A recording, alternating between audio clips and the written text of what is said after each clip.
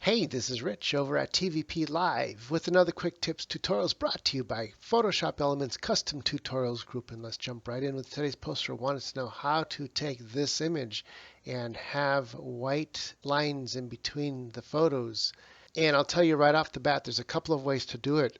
Once you have them already set up as a collage like this, I think the simplest way is just to add lines on top of that. So if we take this layer over here and add a new layer by clicking here, now you see there's a new blank layer. We can use that blank layer to draw lines now, and these could be your outlines around the photo. So let's first choose what color we want the outlines to be here in the color picker, and we want not red, so we'll just, with the left mouse button, bring the circle up to here to pure white and hit OK, and that changes the color picker to white.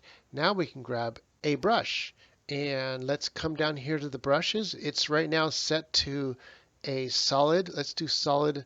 Oh, I don't know. Let's see, 9 point.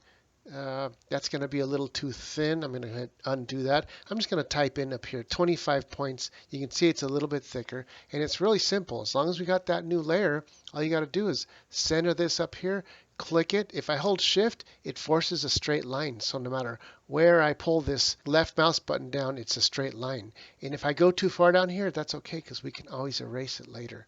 Next, we're just going to come over here and go in between these two photos. Once again, hold the shift and it'll force a straight line this way. And do the same thing with this one. And that's pretty much it. It's pretty simple. Let's say if we wanted these to be cut off right where the black is, I would take the box tool and draw a box underneath it, bring it up to the edge here right around there and hit delete, and that makes the lines sharp. So that's really, really simple. Now let's say if we want an outline around the whole thing, I would take that same tool and let's make the outline a little bit bigger, like let's say 40 point. And I'm going to center this circle right here on the corner, and I'm going to hold shift and basically do the same thing for each corner. The left mouse button lets you draw it. The shift forces it to be a straight line. And if I want to fill in this bottom one, let's bring it back to, let's say, 30 point to fill in where this black was. Start from there and come across. And it's really that easy. That's how you can make lines on top of the photo. Now, if we're starting from scratch, I'm going to go ahead and close that out and open up a new blank page.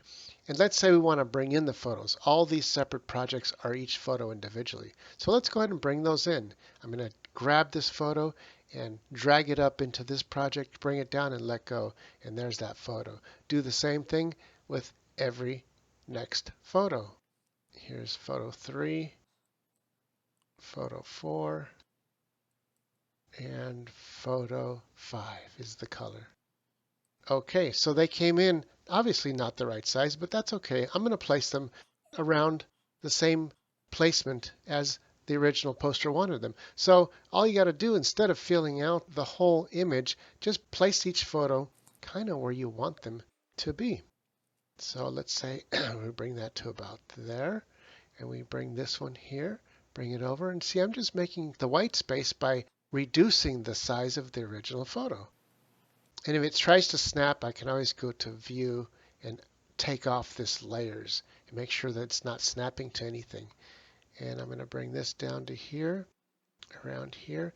And if one of the photos needs to be resized or cut down because it doesn't seem to fit, that's okay. You can do it easily. See how this ends here, but it's too short. I want it actually to come to the very bottom. That's okay.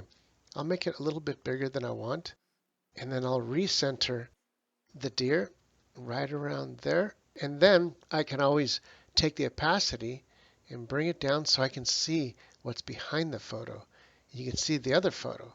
Then take the box tool and then redraw by cutting out what we don't want. And so it matches the other photo. See what I'm doing there?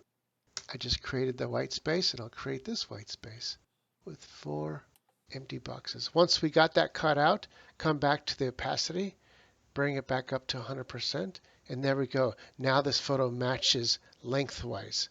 Now the last thing to do is take the box at the bottom, and I'll bring it over here and basically drag it across to match the length of the photos put all together, then bring it back down to here. And that's all there is to it. Now, if the poster wanted not to have these white lines at the bottom, that's really simple. I can always do it by hand, or I can come up here to View, Snap to Document Bounds. And now it'll automatically snap to the edge of the photo. Boom, boom. And then I can either do this by hand and just bring it up like that, and that's all there is to it. Well, this is Rich calling it quits for this tutorial, saying over and out.